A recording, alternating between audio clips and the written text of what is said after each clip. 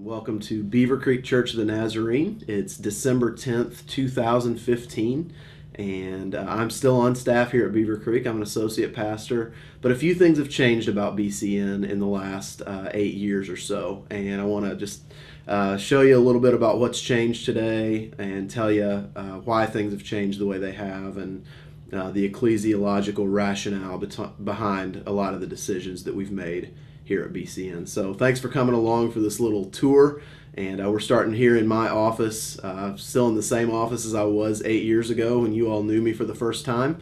And I know it's remarkable how well I've aged. I don't look a day over 29, even though I'm 37 now, and I hope you all aren't jealous of my ability to age well.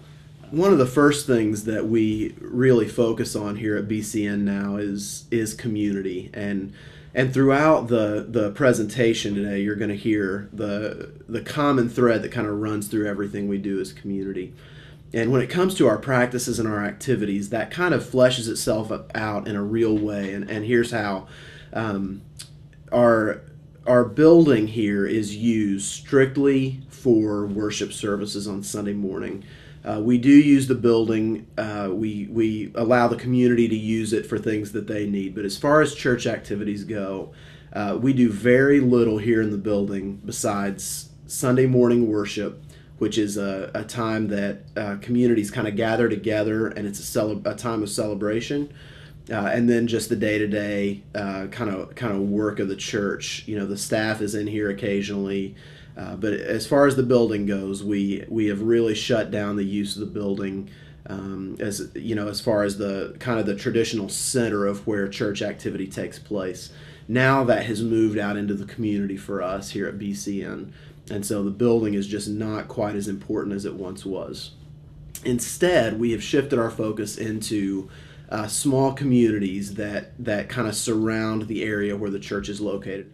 But what we have done is tried to shift our focus to communities all around the church. And so instead of the church being the center of where things happen, if somebody is interested in being part of a sports league or in doing some kind of service project or whatever it may be that they're passionate about, that they love to do, we kind of send them out into the community to do that, and we try to connect them with people in the community who are already involved in that. And the reason that we have made that shift is because there's just a much greater chance that the people here who follow Christ will encounter people out in the community who do not. There's just not a great chance. We've learned over the last 8 to 10 years especially that we're not really doing anything to bring people who don't know Jesus into the church building. One of the things we focus on primarily here at BCN in our teaching time is that the kingdom is a present reality.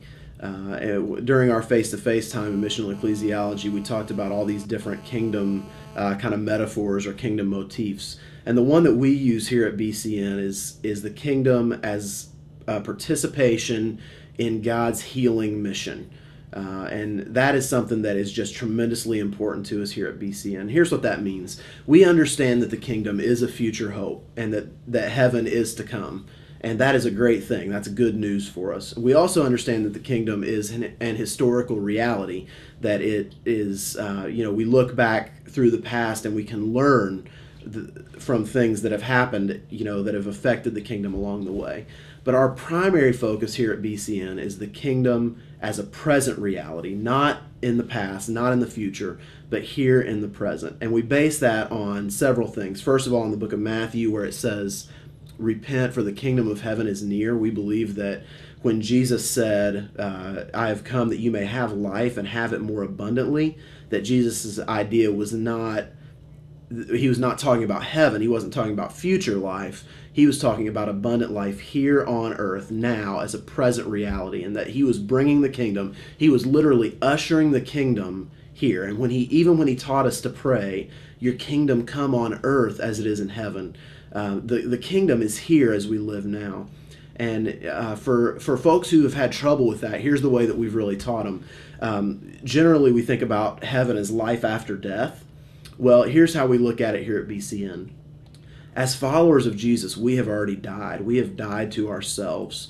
And so our life after death has already begun, and we have a responsibility now to bring that kingdom here to earth, to usher it in, to allow the kingdom to be here on earth around us. And a lot of what we do here at BCN is we spend time teaching people how to die, literally teaching people how to die to themselves, so that their life after death, for lack of a better term, can start now, and they can shift their focus, not worry so much about the reward of heaven, which is yet to come, and it's a great thing to look forward to, but to focus more on what does the kingdom mean for me today? What does it mean for my neighbor today? What does it mean right now for me to follow Jesus, to have abundant life, to die to myself, and to put others' needs fully above my own? Another part of our focus here at BCN is an attempt to shift away from consumerism. And what we're really working to do here is to make people aware of the food that they're eating, the clothes that they're wearing, any of the items that they use. We're trying to make them aware that those had an origination point, and to start to look into where those things originated, where they were created, who created them. What does that mean for our spiritual walk now? To buy a pair of shoes that some underprivileged child was paid, a ridiculous amount of money to make, or to eat food even that had to be shipped from the other side of the country, and just to look into what the footprint is that we leave on the environment when we make decisions like that. And we are working here at BCN to recognize that this is a spiritual issue. It's not just a social issue, but it is a spiritual issue, and that we do have a responsibility as followers of Jesus to steward the earth and the resources that he has given us as best we can. And so when it comes to consumption, we've really tried to make a shift in our focus to be aware of what locally is going on around us, to buy things that are, when we have to buy clothing items or food, to be socially conscious about what it is that we're purchasing, where they have originated, from whence they came, and the folks who were involved in the creation, the origination of those items. And we've really tried to shift from the practices and structures over to the meanings and beliefs, and look a little bit deeper at why we do the things that we do here at BCN. And when it comes to that, one of the things that we really are trying to do here is reconnect with the lectionary and the church calendar.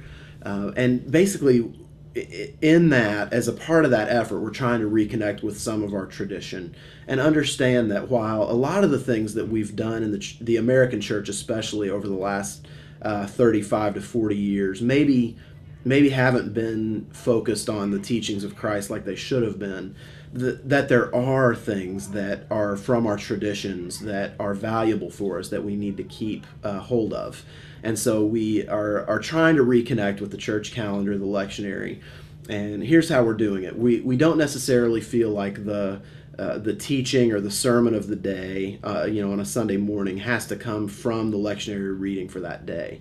But what we will do is we will make sure that we read the lectionary reading in the hearing of all the people aloud, so that everyone kind of is aware of our identity as part of a larger body. Well,